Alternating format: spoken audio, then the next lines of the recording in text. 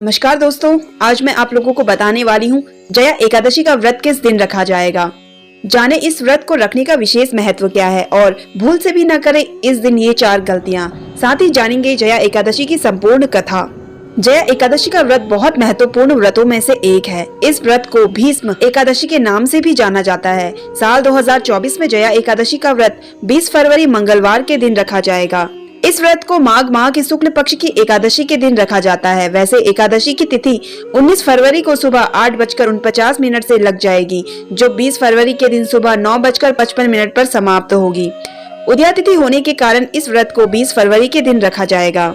इस व्रत का विशेष महत्व है। जया एकादशी व्रत रखने से पापों का अंत होता है और माँ लक्ष्मी का आपके घर में वास होता है और विष्णु जी का आशीर्वाद भी प्राप्त होता है। जया एकादशी का व्रत करने से भूत प्रेत और पिशाच योनि की यातनाएं नहीं भुगतनी पड़ती है, इसलिए इस व्रत को जरूर रखें और श्री हरि विष्णु जी की पूजा अवश्य करें।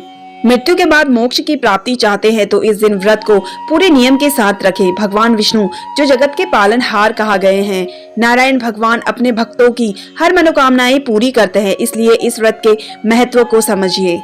साथ ही हम जानेंगे जया एकादशी के दिन किन कार्यों को नहीं करना चाहिए।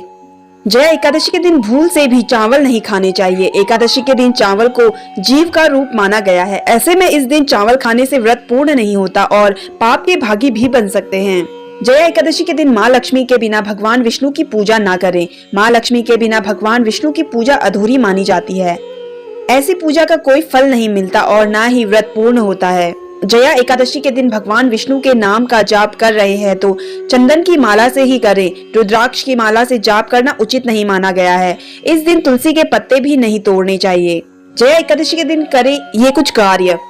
जया एकादशी के दिन व्रत रखे या ना रखे, लेकिन इस दिन दान अवश्य करें। जया एकादशी के दिन किया गया दान अक्षय लाभ पहुँचाता है और भगवान विष्णु की कृपा भी बनी रहती है। जया एकादशी के दिन तुलसी तोड़ना मना है, लेकिन इस दिन तुलसी में जल अर्पित करें और तुलसी चालीसा का पाठ भी करें। इस दिन तुलसी के पत्ते भगवान विष्णु को भोग अवश्य लगाएं। इसी के साथ जानेंगे जया एकादशी व्रत की संपूर्ण कथा।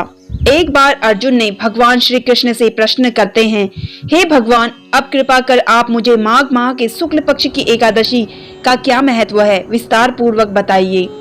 माघ शुक्ल पक्ष की एकादशी में किस देवता की पूजा करनी चाहिए तथा इस एकादशी व्रत की कथा क्या है, इसके करने से किस फल की प्राप्ति होती है, शीघ्र ही बताइए।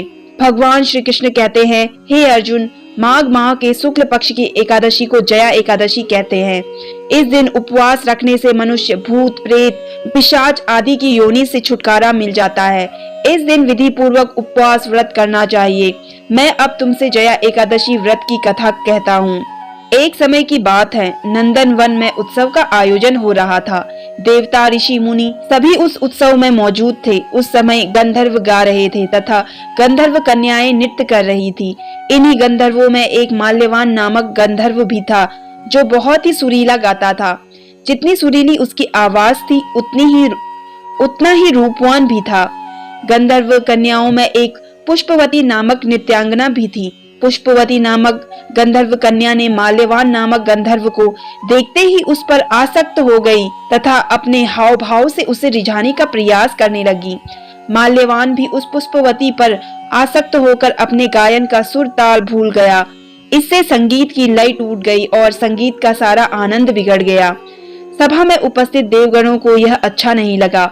माल्यवान के इस कृत्य से इंद्र भगवान नाराज होकर उन्हें श्राप देते हैं कि स्वर्ग से वंचित होकर मृत्युलोक में पिशाचों सा जीवन भोगो, क्योंकि तुमने संगीत जैसी पवित्र साधना का तो अपमान किया ही है, साथ ही सभा में उपस्थित गुरुजनों का भी अपमान किया है। इंद्र भगवान के श्राप के प्रभाव से दोनों पृथ्वी पर हिमालय पर्वत के जंगल में पिशाची जीवन व्यतीत करने लगे।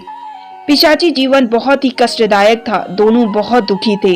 एक बार माघ मास के शुक्ल पक्ष की जया एकादशी के दिन संयोगवश दोनों ने कुछ भी भोजन नहीं किया और न ही कोई पाप कर्म किया।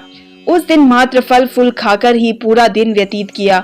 भूख से व्याकुल तथा ठंड के कारण बड़े ही दुख के साथ पीपल वृक्ष के नीचे इन दोनों ने एक दूसरे से सटकर बड़ी कठिनता पूर्वक पूरी रात काटी। पूरी रात अपने द्वारा किए गए कृत्य पर पश्चाताप भी करते रहे और भविष्य में इस प्रकार के भूल न करने की भी ठान लिया था। सुबह होते ही दोनों की मृत्यु हो गई। अनजाने में ही सही उन्होंने एकादशी का उपवास किया था। भगवान के नाम का जागरण भी हो चुका था। परिणाम स्वरूप प्रभु की कृपा से उनकी पिशाची योनि से मुक्ति हो गई और पुनः अपनी अत्यंत सुंदर अप्सरा और गंधर्व की देह धारण करके तथा सुंदर वस्त्रों और आभूषणों से अलंकृत होकर दोनों स्वर्गलोक को चले गए।